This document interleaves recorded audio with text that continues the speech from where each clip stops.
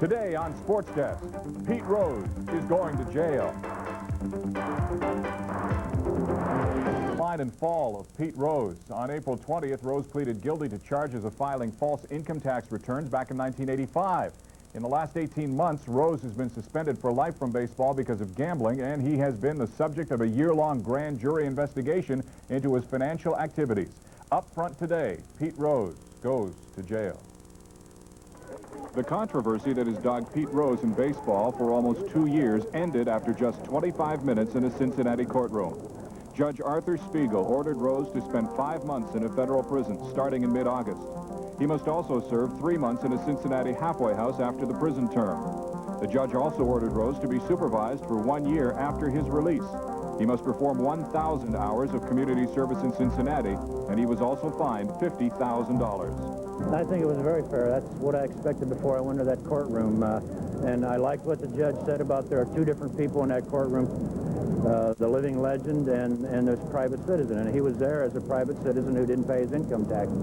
So I think he was dealt with very fairly. It's a sad day if you care about Pete Rose. The judge, I don't think, had much choice. But I think enough is enough with his life as far as penalization. He's gotten everything short of the electric chair.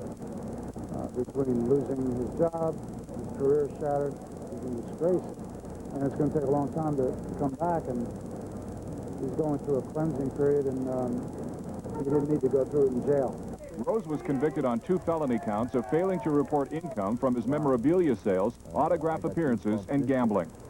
Rose says he will not appeal. For years, Pete Rose could do no wrong. He was a baseball hero, a superstar in a country that loves its superstars. His 4,256 hits are the most ever by a major leaguer. When his playing days were over, he logically moved into the managerial position with the team that gave him his greatest success, the Cincinnati Reds. But a year and a half ago, it all started to unravel. February 20th, 1989, the saga begins. Baseball Commissioner Bart Giamatti learns that all-time hit king Pete Rose might be betting on baseball. He arranges a meeting with Rose and learns plenty about his gambling habits. In a taped conversation, Rose accuser Paul Jansen and a business associate, Mike Bertolini, discuss gambling debts. Did you ever get settled up with Pete? About what? The money? We're working it out. Did you ever? He still owes me about 12 grand. A month later, former Commissioner Peter Ueberroth and Giamatti launch an investigation. At spring training, Rose is hounded by the press, a sign of things to come. See, I don't know what's going on. I don't even read the paper. I even turned my car phone off now. You know, the radio in my car. So I don't even know what's going on, what's being said. In May, Giamatti receives the Dowd report and sets a hearing date for late June. But that sparks a war of words. Rose feels that Giamatti has already made up his mind. We feel that the people who run baseball have to stay within the rules and the guidelines that they set in their rules. And we don't feel the commissioner did. All this repetition of this nonsense, nobody's told me why it would be in my interest to prejudge Pete Rose. Why would I have the interest in doing it? The hearing is blocked, but only for a short time. June 25th, the Supreme Court makes the Dowd report public. You have to be deaf, dumb, and dead to believe that he didn't bet on baseball based upon all of the allegations within the 2,000 pages. There isn't a page of testimony that says he didn't. The banishment for life of Pete Rose from baseball is the sad end of a sorry episode. One of the game's greatest players has engaged in a variety of acts which have stained the game, and he must now live with the consequences of those acts. It's a very sad day.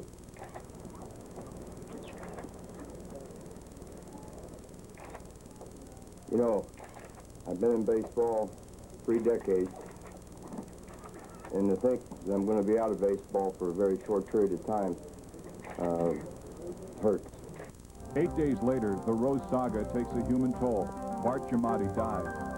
That same month, Rose's former bookie, Tommy Giosa, claims Rose failed to file proper income tax returns. It was only a matter of time before justice would be served. Pete Rose still has his records and World Series rings as far as we know. Pete Rose said it's tough when his young son comes home saying his daddy is a jailbird. Rose told the judge he was very sorry for his tax crimes. Though others may see him as arrogant, Rose said, "I can be hurt like everybody else." His voice choked. "I'd lost my dignity. I lost my self-respect." Rose said, "I really have no excuses because it's all my fault." The judge said he had to deal with Rose not as a living legend, but as a man who had broken the law. After his 5 months in a prison camp, Rose will stay another 3 months in a halfway house and spend a year in community service. As he left the court, Rose said nothing. In the neighborhood where Rose grew up, there were mixed emotions. He's still a hero, but he's also a man that made a mistake. Rose is due to report next month to this minimum security facility in Kentucky, which is like a military barracks. When he gets out, Rose will work with children at this inner-city boys club. Even here, they recognize what Rose did. I think he has to go to jail. How many do you think, if he broke the law, he ought to have to go to jail? For the man who got more hits than anyone in baseball, then was banned for life for betting on the game, this has been a long fall from grace. Will it keep Rose out of the Hall of Fame? I think it's going to be very difficult for him to get in. I really do. There are no convicted felons in the Hall of Fame. But many sports writers say they will vote for him. This is not the Legion of Decency he's trying to get in. The fans do not seem to miss Rose. The Reds are winning without him this year. Under a new manager, they now have the best record in baseball. James Polk, NBC News, Cincinnati.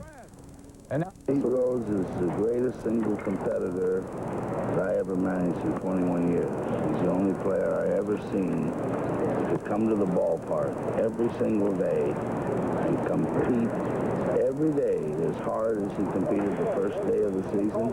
He competed that way at the end. In my opinion, in my heart, he deserves to be in the Hall of Fame. And that's the only thing I got to say about it, period. To see something like that happen to a guy that we were involved with and associated with, but I think any of us, you yourself, that knew Pete, knew he wasn't Little Lord Fauntleroy. It's like going 75 in a 25-mile-an-hour zone. You can do it, but if you get caught, you're going to pay for it. It's the price you have to pay for the crime that Pete supposedly commit. I hope in the long run Pete's able to recover and lead a normal life. I don't know that he will. I know he's doing his best to get his feet back on the ground now, and my prayers and my support is going to go out with him.